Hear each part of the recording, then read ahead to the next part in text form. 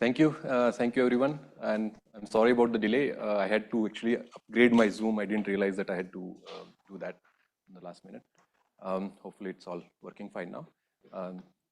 So thank you, Chandni, for the introduction, and I would like to begin by thanking the organizers to invite me here for this nice workshop. And as you can see from the title, you can make out that I'm not really going to be talking about any specific engineered quantum material here. Instead, the talk is going to be about certain interesting phases of correlated models, and if at all, we'll be actually talking about engineering some effective or intuitive models to understand such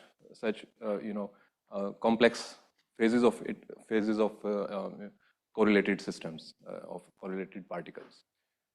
So I would acknowledge Ramanujan for all the hard work that he has done in this project, and essentially, all the simulations that you would see here, or anything very complicated, that is all carried out by him. And so let's begin. This is the outline of the talk. So I will give a very brief introduction to Kondo impurity and Kondo lattice models, and I think these topics have not probably been discussed in this meeting, although they are very well known topics. So for completeness, I'll give a very short introduction to these topics and also related concepts like Kondo screening and RKKY interactions and so on. And then I'll touch upon or introduce this topic of partial magnetic order, which is the main theme of this talk. And both, I'll sort of provide a summary of this from both experimental and theory perspective. And then I'll come to the main idea of this presentation, which is to construct some intuitive semi-classical models to understand this partial magnetic order in Kondo lattice systems. And finally, if time permits, I'll also go one step ahead and say, okay, can you actually think of a fully classical model to understand some of this physics? And then we summarize and look at some possible future directions. Right, so let me begin with this very standard introduction slide for Kondo, Kondo effect and so on. So, when you talk about Kondo effect, the first thing that comes to mind is this resistivity minimum, and that's exactly, the puzzle that it was actually as early as 1930s. This was observed that if you have magnetic impurities in metals, then you will see this resistivity upturn. And it was a puzzle until 1960s, and this was finally explained by Kondo by considering essentially this term in the Hamiltonian, where the impurities, the magnetic impurities, coupled to the conduction electrons, and then you can do sort of a scattering rate calculation to some higher orders in this term as a perturbative term, and the result of that would be that if the sign of this coupling is positive, as it is written here, which means it's an antiferromagnetic coupling, then the resistivity upturn can be explained. And of course, the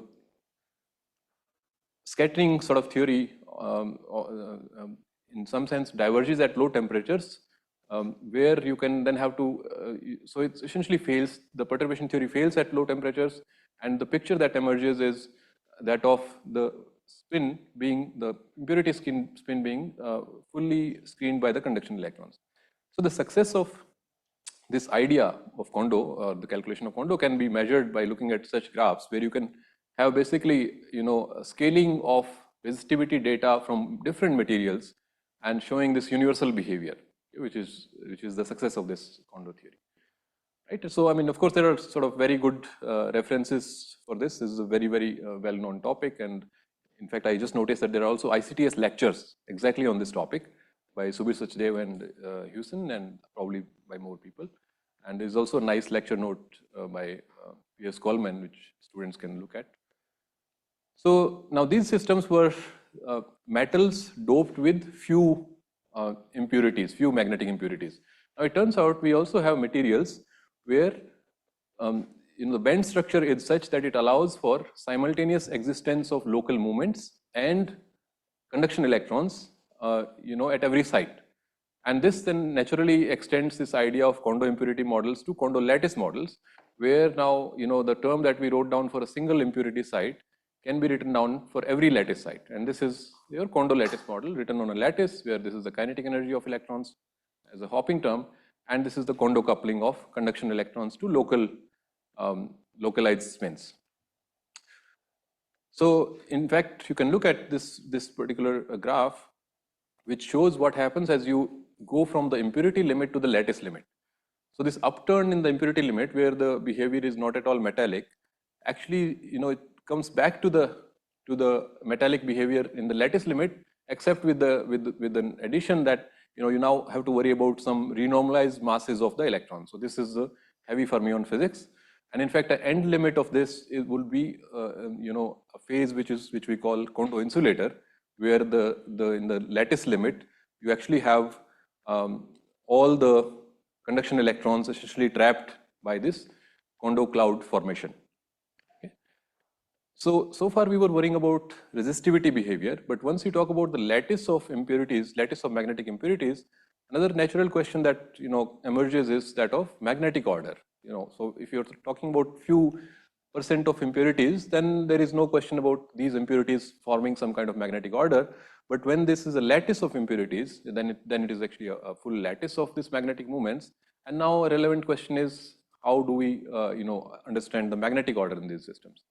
And in this context, the RKKY interactions actually is one key sort of idea that emerges, where you can talk about the interaction between these two spin movements mediated by the conduction electrons. Okay? And if the number of magnetic impurities are large enough, then these RKKY interactions would lead to some specific magnetic orders. And you can have a variety of magnetic orders depending on the band filling and of the conduction electrons and so on.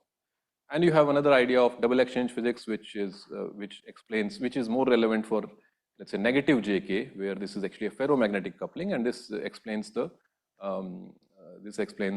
for example, or is a key ingredient in explaining the CMR effect in manganites. Something has come up here.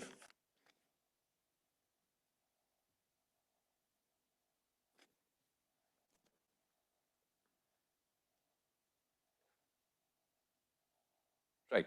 So to sort of summarize this, if you now think about the magnetic order in these systems, you can think of two limits of this model. In one limit, you have RKKY interactions. So this is the weak coupling limit, where you can think of this term as a perturbative term, and you can expand, second order perturbation theory in JK gives you a magnetic interaction between these movements mediated by the conduction electrons, and these RKKY interactions now can stabilize certain magnetic order in the system. On the other hand, you have the Kondo physics, where the local movements will be completely screened by the electrons, conduction electrons, and you will have no sign of a magnetic impurity remaining there. So the system becomes completely non-magnetic. And this was essentially summarized very nicely in this so-called Doniec phase diagram, where there is a competition between the RKKY scale and the Kondo scale, and depending on which is the dominant scale, you either have magnetically ordered phases or you have Kondo screened phases where there is no magnetic order. So if one thinks of let's say homogeneous phases only, then this is the full summary of this model, in the sense that this is all that can happen in this model. Either you have magnetic order, or you have a Kondo screened non-magnetic phase. But we know that the allowed phases can also be inhomogeneous, and this is indeed what is reported in these experiments. So this is what is known as partial magnetic order or partial Kondo screening. These two sort of names are used interchangeably, where what happens is that if you look at all the lattice sites where the magnetic impurity was present, so there are examples in multiple heavy fermion materials.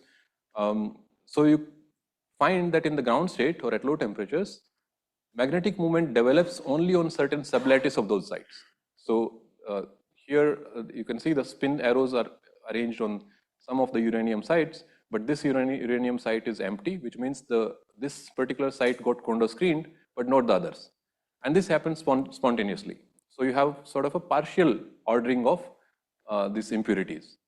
And there are examples, other examples, cerium-based compounds. So you have this plus and minus, which refers to up and down spin, and then there is a zero, which means that there is no magnetic, there is no trace of magnetic impurity left there. So it's completely screened by conduction electrons. And in fact, although I'll be talking about Kondo systems, but this situation that a magnetic system can have a partial order can also arise in insulators. And this is an example from the insulating class, which is of course not relevant for the talk, but you can have situations where even in insulating magnets, you can have essentially sites where you have no magnetic moment developed, and there are other sites where you have magnetic order. Right. So now, what is the state of theory on this? And this is, I try to summarize it in the next 2 slides. So this is essentially slightly non-trivial mean field theories where you go beyond single site, and as you see that if you go beyond single site, then there is a possibility of having inhomogeneities in the order.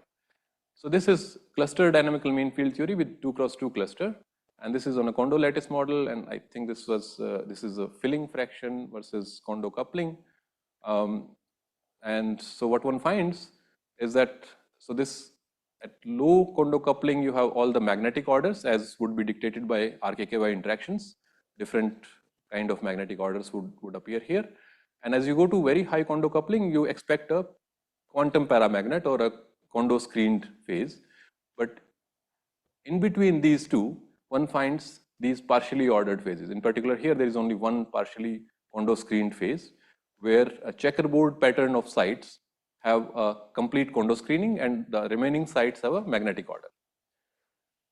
Similar results are obtained in this generalized Hartree-Fock scheme, where you again look at conduction electrons as x-axis and Kondo coupling as y-axis, and between the magnetically ordered state, which is dictated by the RKKY interactions, and the fully Kondo screened state, there are these intermediate phases, which are kind of a mix of magnetic order and Kondo screening.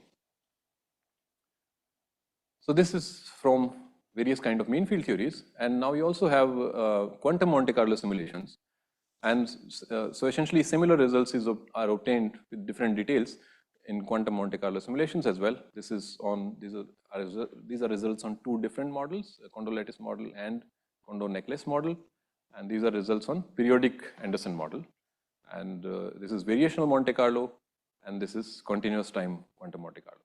And so the general story is the same, that between the magnetically ordered phase, which is the story of RKKY interactions, and a fully screened Kondo phase, you have intermediate phases where you have partial Kondo screening. And this partial Kondo screening, as you can see in this case, for example, can generate a sort of a new effective lattice structure, for example. So having seen all of this, now the question that we are asking is it possible to understand this partial Kondo? Yeah. Yeah. Oh, well, so I would say one would go for this continuous time quantum Monte Carlo. It is sort of least biased in some sense. So variational calculations are also biased in the sense that you have to construct your variational starting points, and you may miss out on some possible candidates there. Again, mean field theories are also, of course, biased by their very starting point. So I would say that CTQMC would probably be the best. Yeah.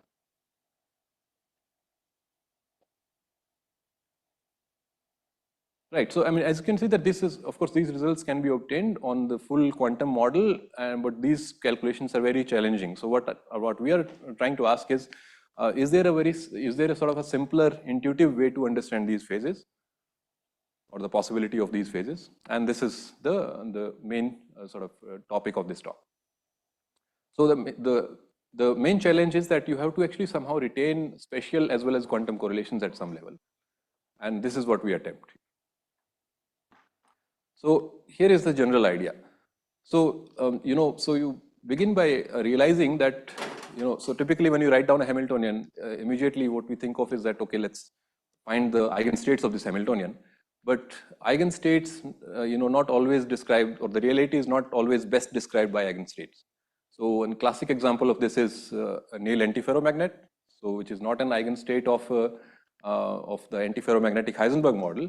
Nevertheless, thanks to the spontaneous symmetry breaking idea, this describes the reality better than the eigenstates themselves. So generally speaking, if you have spontaneous symmetry breaking in the system, which can be thought of as a sort of a bridge between classical and quantum description, then you can essentially replace the quantum operator by a classical variable, and it would still not miss out the key physics. So in order to address, or in order to include this partial Kondo screening or partial magnetic order phase, such phases, the question we are asking is that, is it possible to have this spontaneous symmetry breaking in such a way that it happens on a fraction of sites? So you have some given lattice on which the spontaneous symmetry breaking leads to local movements on certain sites, and it sort of gives the remaining sites as Kondo singlets or the non-symmetry broken states. And so if you look at this, the answer from what we summarized over last 2 slides seems to be yes, that it is possible both in experiments and theory to have such situations, right? And so now, can we actually make use of this idea to construct some models? And this is what we will attempt.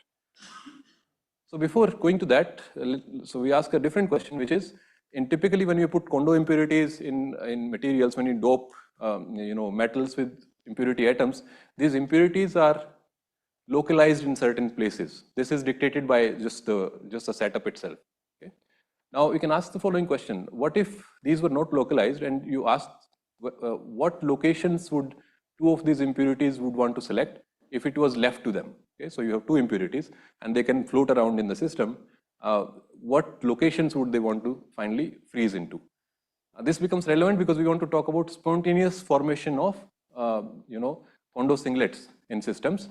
So which sites are selected for formation of singlets becomes a relevant question.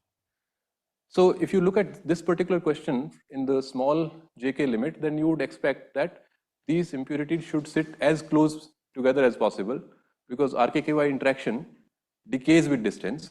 So you want to gain from the RKKY interaction, so the impurities they will retain their magnetic character. So they should sit close together and gain maximally from the RKKY interactions.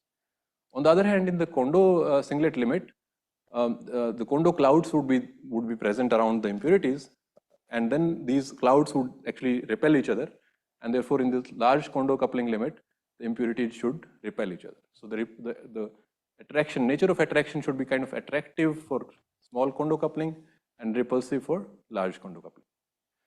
This, at least in a very simple model, we can test out this idea. So we take the model with, on a one-dimensional lattice, just 2 impurity sites, and you can exactly diagonalize it for very simple case of 2 electrons. So 2 electrons and 2 impurities. You can exactly diagonalize this problem and ask for what distances. So you can take multiple distances, and for a given distance, what does this interaction energy, which is basically the energy of this 2 impurity problem, minus 2 times the energies of the single impurity problems. That is essentially the interaction energy. So you can extract this interaction energy and ask, how does this interaction energy vary as a function of Kondo coupling for different distances, or for a given Kondo coupling as a function of distance, and so on. So this is the answer we find, which is actually in line with what I described in the last slide, that if you look at it as a function of distance, it goes down for large jk, and for small distances, the effect is very small, relatively small, but it actually increases for small jk. So the nearest neighbor interaction is given by this graph, and the next nearest neighbor is by this, and so on, as a function of jk. So this feature will be useful when we construct the model that I'm trying to arrive at. Okay, so now given this, we are ready to actually propose the model. So the model is the following. You take the lattice, and then you label at this stage completely randomly certain fraction of these sites as correlated sites, and the other fraction remains uncorrelated. So the story of the correlated sites is that we are assuming that on these sites, a Kondo singlet has formed. And the energy of this Kondo singlet can be written like this. And that energy now enters the Hamiltonian as simply a classical variable. Okay, so essentially, one is using the Kondo singlets as an effective classical variable with its own energetics, and that goes to the Hamiltonian. Now, what is this rest of the Hamiltonian describing? The rest of the Hamiltonian describes electrons coupled with classical local moments, which are these uncorrelated sites, right? So you have electronic kinetic energy, the local coupling with the blue spins now, and now the approximation is that the blue spins can be treated classically. There is no quantum spin here. So you have the electronic spin is quantum, but the local moment is classical. And you have basically the energy count from all the Kondo singlets and the interaction energy that we just talked about, the relative the inter-site interaction between Kondo singlets. These terms are there, plus what is this delta? The delta describes the fact that if there is a Kondo singlet that has formed here, then the rest of the electrons traveling to this site, that process is inhibited. Now, this is something that is completely different in the Kondo lattice model. That process is at the heart of giving you resonances and so on. But here one is trying to look at extremely simple limit where you're saying that you're kind of separating out these two subsystems. So one of the subsystem describes Kondo physics locally, and the other is simply trying to describe conduction electrons interacting with interacting with the local moments, which are now treated classically. So this can be thought of as a Falico-Kimball version of the Kondo lattice model, where you have actually suppressed some quantum degrees of freedom further, but you have taken care of certain energetics, almost like a classical term. Yes. Delta is JK. Delta is exactly JK here. Yeah. Right. Okay. So now with this structure in the Hamiltonian, what you notice that this is now bilinear in electronic operators. There is no 4-operator term left here by this construction, and therefore we have a nice method to treat these problems, which is known as hybrid Monte Carlo. And the way the hybrid Monte Carlo works is that you basically have now optimization. You're left with an optimization problem where you have to worry about different arrangements of these singlets. So essentially, as I say in this last point, there are 3 things to be optimized over here. Total number of singlets. These are allowed to vary from 0 to number of electrons. All possible arrangements of these singlets, where they live on the lattice is completely determined by this Monte Carlo, and orientation of the classical spins on the non-singlet or the uncorrelated sites. So these variables are what are to be optimized by this hybrid Monte Carlo. And the way it proceeds is that you actually take an arbitrary configuration of these variables, and then you propose creation of a Kondo singlet from a normal spin or vice versa, and accordingly the energetics is taken care of. And at each step in this Monte Carlo update, you will have to still diagonalize this 1 electron problem. Okay, that's actually the heaviest step here.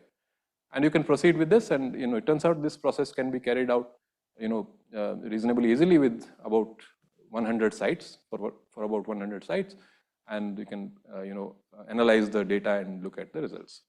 So this is what we find. So in fact, we can look at this right hand side picture first. This is essentially the fraction of Kondo singlets as a function of Kondo coupling. And for 2 particular situations, the number of electrons is equal to number of sites, which is n e equal to 1, or number of electrons half as number of sites, which is sort of quarter filling case. So half filling case and the quarter filling case. So in the half filling case, you can see the first thing we notice is that you have a plateau structure in this Kondo singlets. So the plateau structure immediately tells you that there is a partial Kondo order that is present here, because only certain number of sites have become Kondo singlets. If we saw a simple 0 to NE jump here, that would have meant that the system does not prefer to have any partial creation of Kondo singlets. It wants to go from all magnetic to all Kondo. That does not happen here, and you have this intermediate, actually quite a broad intermediate region with the partial order. So this is represented as a phase diagram where we have looked at the details of the phases that are present, and so you find indeed at low JK you have the RKKY physics.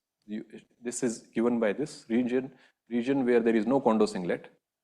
You essentially have just the local spins treated classically, and they are describing the RKKY ordered phases for you. And as you go to very, very high values of JK, you will get everything into a very trivial phase in this model, which is just all spins are screened into or are labeled as Kondo singlets.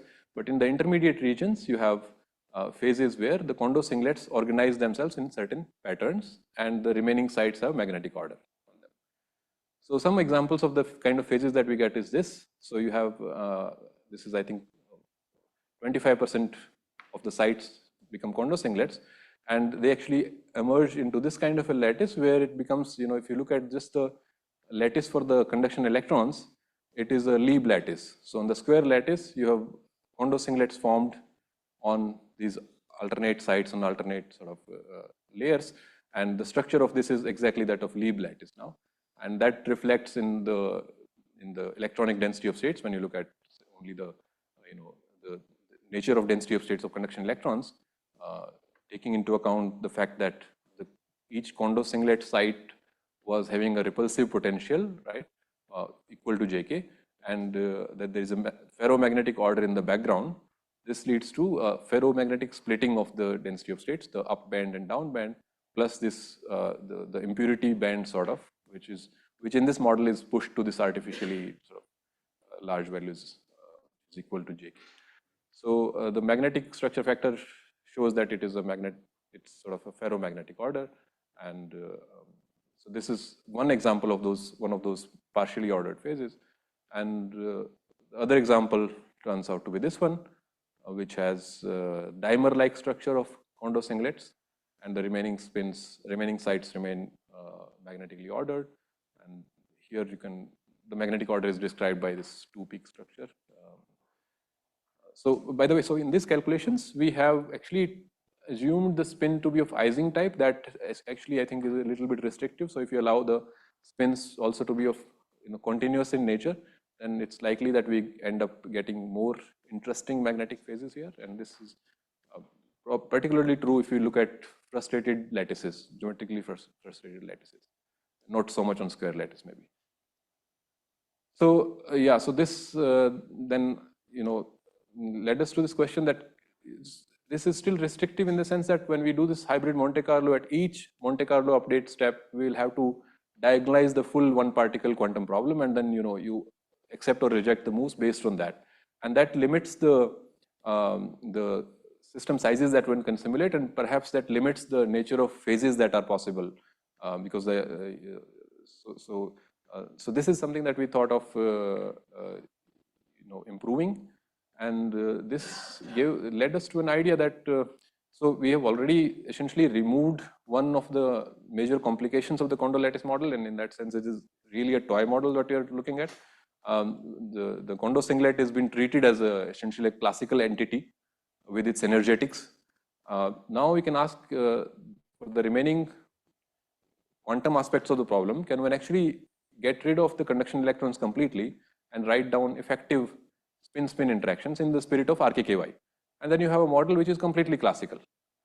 And so here we have actually come up with this idea to calculate the effective magnetic couplings beyond the RKKY settings. So in RKKY settings, you assume that that you have only two magnetic impurities, and then there is a conduction band. So it's very clearly a perturbative problem. But here, when you have a Kondo lattice, then there are spins present at each site, and now it's not clear whether simply a perturbation taking two spins into account works. So here we found an interesting, let's say, a numerical approach which seems to work, and let me try to describe it to you. So let's take a paramagnetic arrangement of all the spins, and then I identify two specific spins, I and J. And my aim is to calculate the effective magnetic interaction between these two spins. So I consider four configurations of these, where as you notice, I am changing only these two spins. So configuration one is this one, where you have both the spins pointing in the same direction.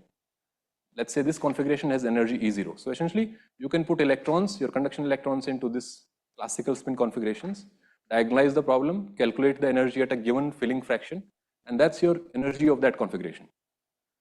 Then I flip the spin at site j, and then you calculate the energy of this particular configuration. And then you calculate the energy of a configuration with the spin flipped at site I, but at j it is restored. And then finally, both spins flipped. Now, if I think that that all of this can be described by a simple Heisenberg model with any pair, with long range site to site interactions, then any change that happens due to this spin flipping is actually accounted for by change in all the links that are connected to site j, because site j has flipped. So if I calculate the effective change in energy between configuration E0 and E1, then that change comes from the changes that are happening in the links which are connecting all the sites to site j. Similarly, if I look at this configuration, the change in energy between E2 and E0 has to be accounted for by change in the links that are connecting site I with all the other sites. Finally, when I look at this one, here the link I and j is invariant. The link I and j does not change. So the change in energy here is due to all the links connecting site I to all other sites and site j connecting to all the other sites. So if I now take the differences of these energies, then you can actually check it out that this particular combination dE1 plus dE2 minus dE3 simply extracts out the coupling constant between site I and j. So of course, all of this has been done by keeping the other blue spins frozen into one configuration.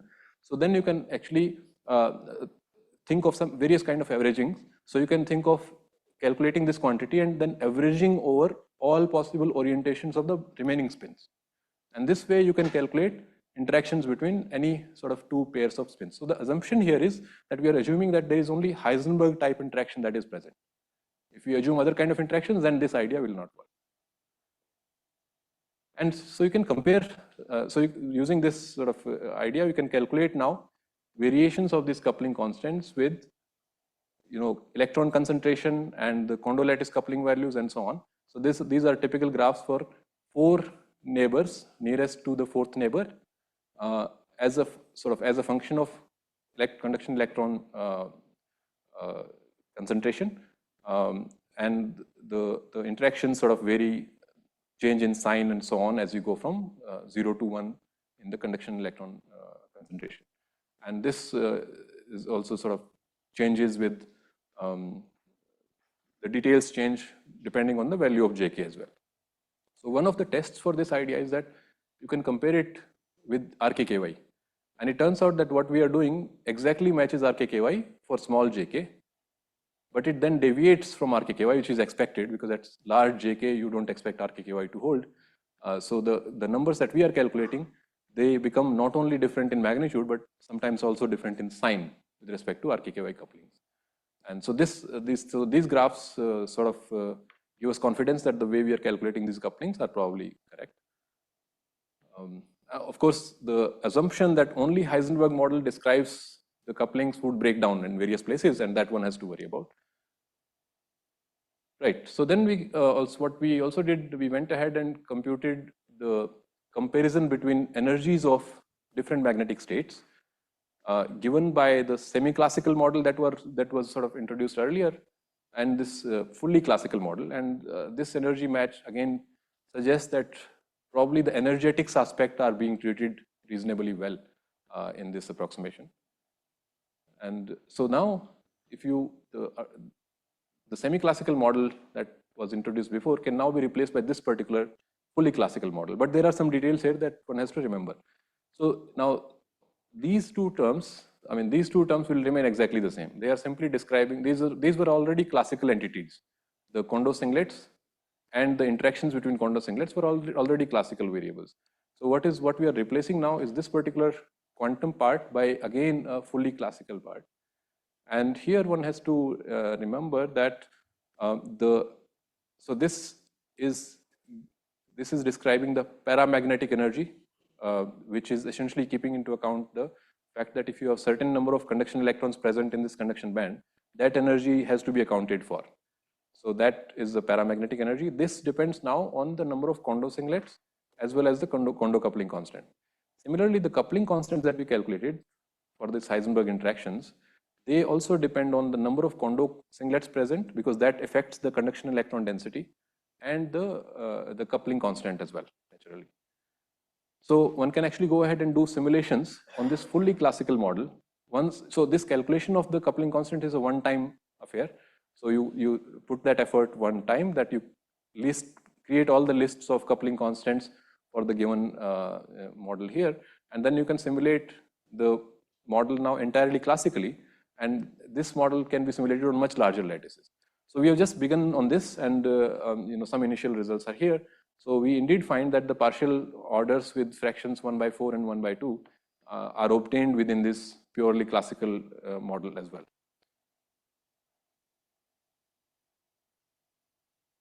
So this essentially brings me to the summary of the talk.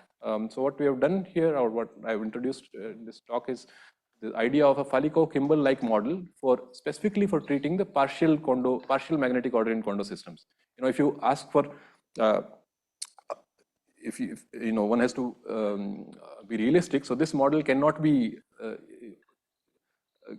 give you many other things related to Kondo physics, right? But specifically, if you want to look for the possibility of Kondo partial magnetic order in Kondo systems, where one is interested mostly in the arrangements of these magnetic sites and so on, then this model works out reasonably well.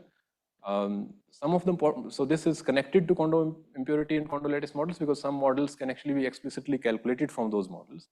So on a square lattice, I presented some results where it shows that there is a possibility of a variety of partially magnetically ordered phases. And there is a proposal for classical Hamiltonian, which we are still working on. I think there's still some scope of improvement there. So this is very much an ongoing work.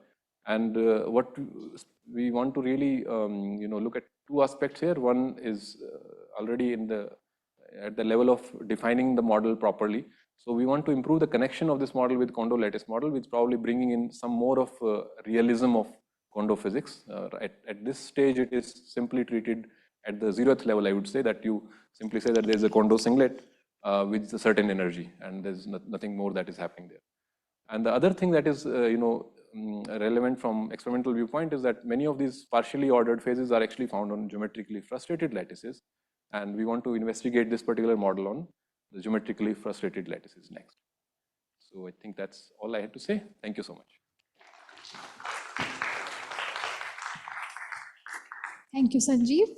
Questions?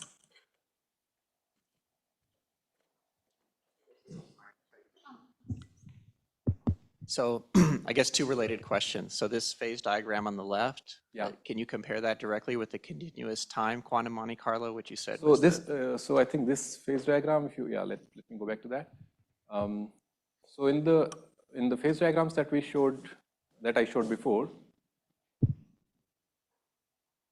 this one compares the best with probably the Hartree-Fock, this one, where essentially there is a magnetic order from RKKY interactions at small Kondo couplings, and then as you go towards the fully Kondo screened region, there are intermediate Kondo, partial Kondo ordered phases, partial magnetically ordered phases coming up all over this place, right? So in this phase diagram with the cluster dynamical mean field theory, there is only one specific partially Kondo screened phase that came up, and in these particular phase diagrams as well. So this is actually done only at half filling, so this cannot be compared. This one, if you compare with the results, this only has one particular partially Kondo screened phase, but I'm not sure what are the details here. Maybe I've not looked at carefully. Like, what is the nature of the magnetic order in the background here? So direct comparison is so. The feature that matches with all of these results is that between magnetically ordered phase and a Kondo screened phase, so it is actually other way around, antiferromagnetism is here.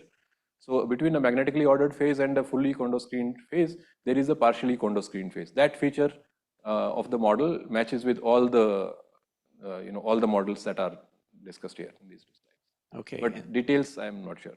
Okay, yeah, thank you. And then the second part of the question was, is your main motivation really the last point in your conclusions? Yeah. That you want to study those frustrated lattices where the quantum Monte Carlo would not work? It's going to have a sign problem, I assume. Right, Yeah. Okay, so that's really the key point in what you're doing, to get access to those lattices. Right. Okay, Exactly. all right, thank you. Thanks. Yeah, so I just had a question about, so are there interesting physics associated with like somehow these kind of Kondo singlets undergoing some kind of percolation transition where it kind of decouples the magnetic moments, or is there anything interesting, or especially at finite temperature, these are moving around or fluctuating? Right. Yeah. So as I said, that feature is kind of inaccessible to us right now, because the Kondo singlets here are essentially like classical objects. So this is what I meant when I mentioned that we want to improve the connection with Kondo lattice model. That can you actually add further features to this model? Maybe some what happens with the hybridization of some kind between these classical like Kondo objects and the conduction electrons. So at this stage, if there is any physics related to percolation of Kondo singlets and so on, that is very naive, I would say. It's just that it's classically it's sort of like a phase separation between two kind of phases, two extreme phases. Yeah, no better answer at this stage. Any other question? Okay, if not, let's thank Sanjeev one more time. Thank you.